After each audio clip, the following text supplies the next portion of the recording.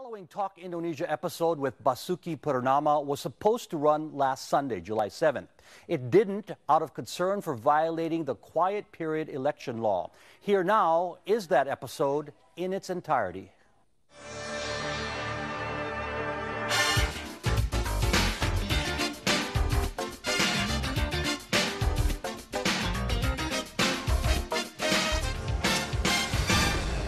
Welcome to Talk Indonesia, your Sunday morning mental meal. I'm Dalton Tanonaka. Here is this week's TI Hot List. Money politics. How can politicians keep free of conflict? Indonesians abroad, how they are contributing to society at home. And small town serenity, places to go and live outside of the capital. Here beside me every week and back from a week off is Rahayu Saraswati, Sarah, actress, activist, and international speaker. Oh. And our guest host this week, Basuki Cahaya Purnama, more popularly called Ahok, parliament member and candidate for deputy governor of Jakarta. The former parliament member. Okay, well, of course, because you're running now. Hot topic number one, money politics. Now, the final days of the campaign for Jakarta governor are here, with candidates holding rallies, large and small. By law, there's only a 2-week period when active mass campaigning can be done, so it's a time to show strength by getting out the masses. One of the ways to do that, pay people to attend your events. 10,000 to 50,000 rupiah, $1 to $5 will guarantee a sizable crowd. That and lunch and a T-shirt. You know, are you saying that's what would get you out there, Dalton? No. It's questionable now whether that violates campaign law, the paying of people to attend a rally. It's illegal in most places in the world, like the U.S. Are you and your partner, Joko Widodo, paying people to attend your rallies? No, we never pay that. But we found out that some people come because somebody paid them. This is an accident because some maybe are volunteers. It's common practice here. I mean, everyone kind of knows it. And then people are quoted in newspapers and interviews saying, yeah, I got paid to come here. Yeah, but Jokowi and me have decided we don't want to do that. Because when you talk about the politician, we have a different target with the others. What's in our mind is we want to change the mindset of the people. We want to educate the people how to vote the right one, not because of money.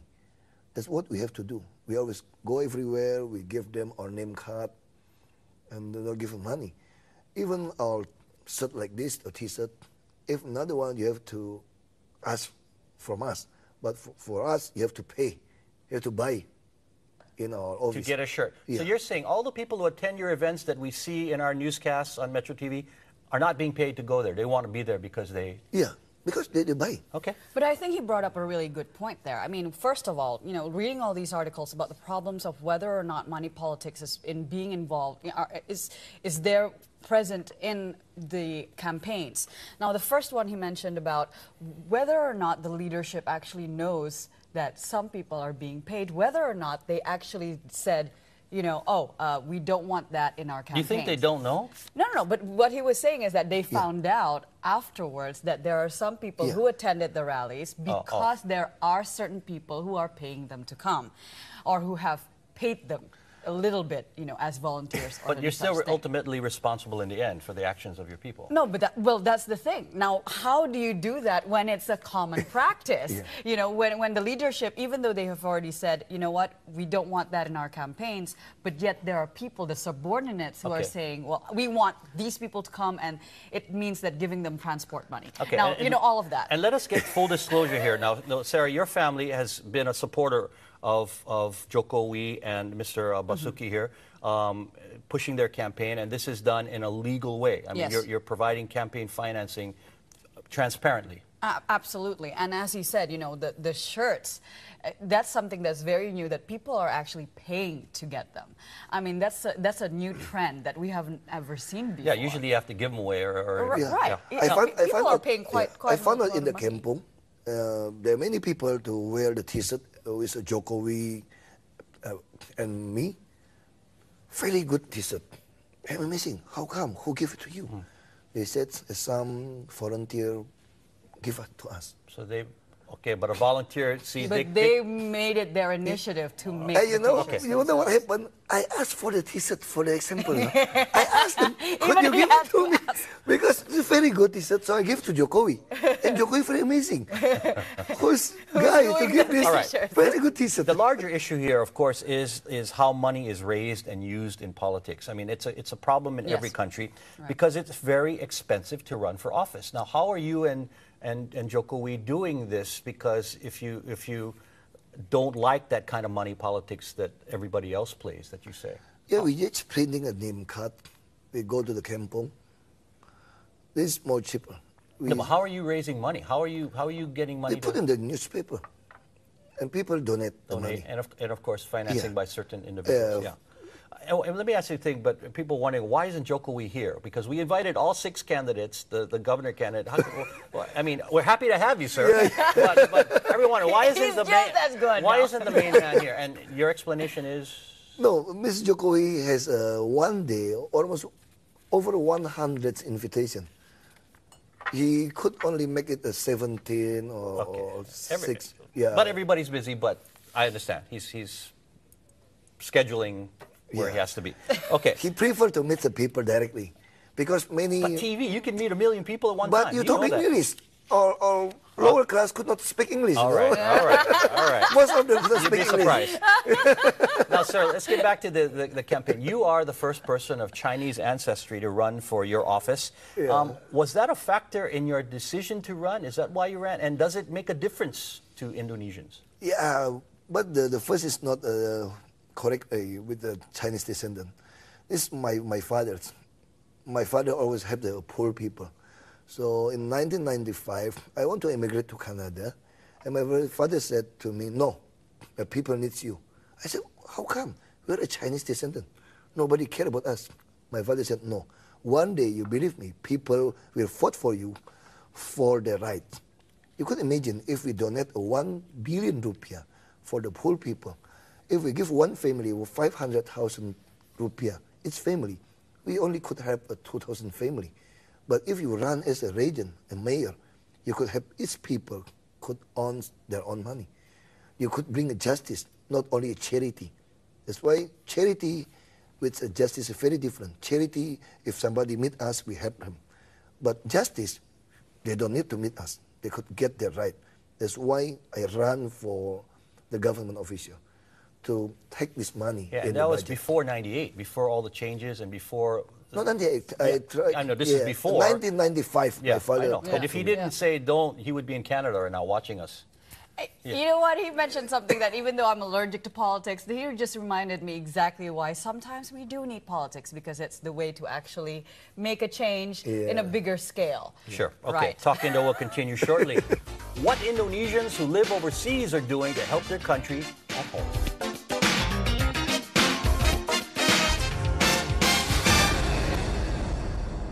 This is Talk Indo from Jakarta with Sarah and guest host Basuki Purnama.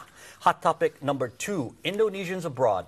The first Congress of Indonesian Diaspora is being held in Los Angeles this weekend, a gathering of former residents, business people, political leaders, and just friends of Indonesia. The government estimates that there are at least 10 million people with some connection to Indonesia living in dozens of countries around the world, making an average of 5 times the salary than back home.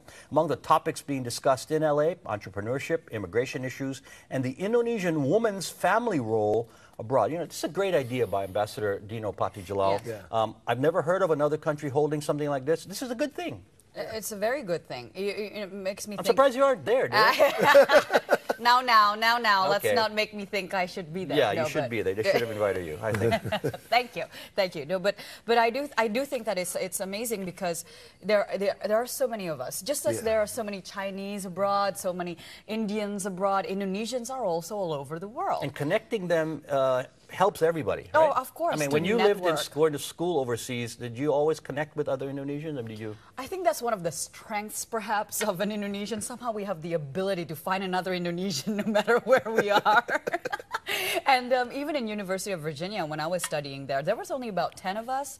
But in universities abroad, somehow they have this strength, which is to get people from, doesn't matter where you are, they get you connected. And they know the power of networking, because in that sense, you know, with in terms of business, in terms of associating wherever you are, you're socializing, then you get, you know, to strengthen your businesses, etc. Yeah, not only for friendship, right, Basuki, it's for helping Indonesians help each other in their businesses or their schoolwork or whatever it is. It's support. Yeah, that's true. Even in the politics, they could help us use the social media, you know. They get involved in the debate, in the Twitter, in the Facebook. They could call their family in Indonesia because they have a good infrastructure. They know us very well in the social media. You're saying you're getting contacted by Indonesians living overseas in your campaign now? Yeah, they help us. They How do they help you? use some make a phone call when they talk to the family. And this is a good guy. We have the good track record. We know us from the social media, from our website. So they have a good infrastructure. They could learn from the website. They know our track record. And that's very important. That's what Barack Obama did successfully in his last election, using Twitter, using Facebook. Yes, some of them donate the money, but use their family here. Wow. We cannot from abroad. They ask their family, hey, please you donate the money for this guy. This is a good guy. We know him. And because they're making more overseas, that really helps you, because sometimes contributions like that can be very sizable and substantial. No, because we have a rule not more than 50 million, and you could not get the donation. Yeah, I don't mean over the limit. But I mean, anything helps, and when you get contributions from overseas. He gets to the technical. He gets to the technical. No, they like straight away. No, okay. they Money not, politics. We just talked about that. They don't donate the money. Some of them they bring the T-shirt. They make like a contribution of merchandise. Merchandise. Right, Okay. right. Now, you know, the event in LA, you know, the purpose of that is to kind of harness all the energy and talent abroad to help us here at home. How is that? In what ways do you think that can benefit us here? Before I forget, I think I need to kind of focus a little bit about how they make more money. You know, you said 5 times sometimes, but at the same time, you have to remember their living standards are a bit higher. Of course, cost of living, sure. Cost of living, there you go. But in terms of how they could help us, I mean, first of all, obviously, those of us who did live abroad, we are encouraged to come home because we need to come back. And you know, with the situation here in Indonesia, we realize, well, the younger generation need to come back and make a difference somehow. But whether or not you live abroad or here, when you live abroad, I think part of the contribution is definitely, one, influencing those who are living in Indonesia, our families, you know, saying what our perspectives from abroad would be. You know, you had Cinta Laura last week, and I'm pretty sure while she's abroad, she's getting those perspectives, which is more of a global perspective. Yeah. In my team, I have 3 guys came back from US to help me. And when I talked as a speaker in Chicago, 2010, I talk about Indonesian future, about the transformation, about the politics. So they come back. The whole family, they come back. Now they work as a professional here. Wow. So they help us. This is a real volunteer. Well, the goal, like Sarah said, and you just said, hopefully someday those who live overseas can come home if they want to, and someday. But it will take leaders like you and Jokowi and the others to create an environment for that to happen. Yeah. You need better infrastructure, you need government services, you need jobs. Yeah, that's right. What are you going to do to help that aspect? The first is we have to transparent in our budgeting. You know, until today, most of Indonesian people, they never know about the real detail of the budgeting. Nobody knows about how the money is being used. How much money the people buy for the government. We could not find it in their website. That's what Jokowi and I've done in our place. Everybody could know our budgeting. So line by line, item by item, you're listing that. Yeah, we say this the third part of the budgeting. So you could find out how much money the cost of for water, for the cleaning service. You could imagine in Jakarta, 1 year for education budgeting, almost 2 times Surabaya city budgeting, almost 10 trillion a year. But you still could find in Jakarta, many people could not go to the school, and even their graduate certificate. The school hold it because they still have debt. Haven't paid, How yeah, come? yes. 2 times Surabaya city budget. Okay, so you will for continue education. this if you win. Yeah. You will list all expenditures and budgeting Yeah, and be very we transparent. could make it transparent so the people abroad, Indonesian people abroad, could find out and they could have for the suggestion. Abroad and at home. Yeah. Everybody could see it in our website. How much does this shirt cost, by the way? I don't know, but they call it three for me. That shirt, yeah. How much you put more want to buy that shirt? Maybe our cost is maybe only 50,000, but we Okay. sell it 100,000 Okay, for the so- campaign. Yes. And so, Way so too- like it's a $5 or way $10 to- $10 you sell it. And Yeah, Yeah. $5 we sell it $10. I mean, it looks like country western. I don't know what was the idea behind that. I mean, This is a good branding. That's why I very appreciate with Pak Jokowi. Jokowi is smart guy, businessman, but sometimes he never realized he's smart man. You know, so he liked to wear it, and you took it as a no, brand. he did make it a good branding. Everybody now look at this. It's Jokowi. Yeah, As an identity. As sure. an Yeah, it's good. identity. But it looks like a western Well, shirt. from what I've heard, part of it is to show that, you know what, in Jakarta it's like a melting pot, kind of like New York. I was a Alright. geologist. You know. I was a geologist. This shirt is my Working shirt. Working shirt. The Okay, working I got it. man Working shirt. man candidate. Okay, Talk Indo will carry on shortly. When we do, the best places to be in Indonesia outside of the capital city.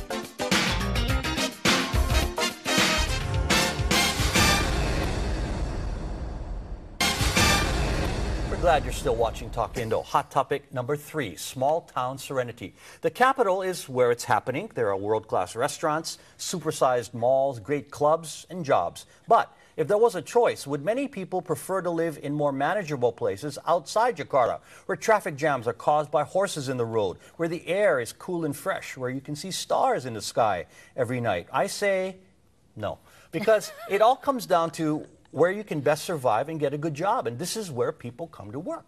Unfortunately, That's a sometimes. very good point. You threw a curve there. Well, no, I mean, I wish I could say yes, but it comes down to survival. Absolutely. But what Jokowi and I want to do is like that. We want to make Jakarta a more convenient place. People love to stay in because have a good air condition, no traffic jam, and people have a good housing. Not the poor people stay But every outside. candidate wants that. I Yeah, mean, yeah. That's why I told the people, the important thing is you have to see the track record from us. If we're really just to make a promise or we really want to truthfully to do that. The important is the character.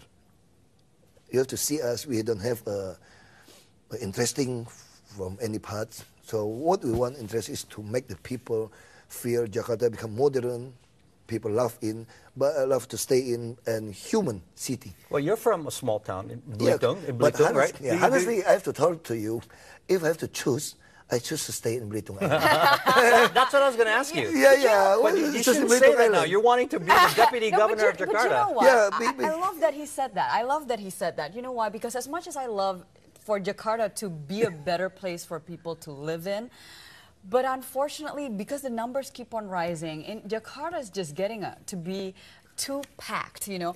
And looking at the bigger scheme of things in terms of Indonesia, I want more politicians, more people building the infrastructure in the other areas of Indonesia so that people would love to stay where they are. Yeah, so we They don't have to come here. to come to Right. Jakarta so that we can build up the rest of Indonesian infrastructure. But then it takes leaders. Absolutely. That's what we want to do, Jakarta. All I want to do is to be a showcase. When you could vote for the honest and clean and transparent and totally serve the people, governor or bupati or mayor, then people will realize it. They want to say the whole Indonesia, we need like a Jokowi Something and like that, Basuki yes. to be our leader in our regency. Okay. That will change and transform Indonesia. Sarah, it would be nice if good jobs could be spread around the country, that industries such as chip makers or garment factories would move away from Jakarta and set up shop in Medan or Balikpapan or Belitung, right? And But we need more farmers as well. Our We need our more- agro system is suffering. We need more the servant leader, servant politician.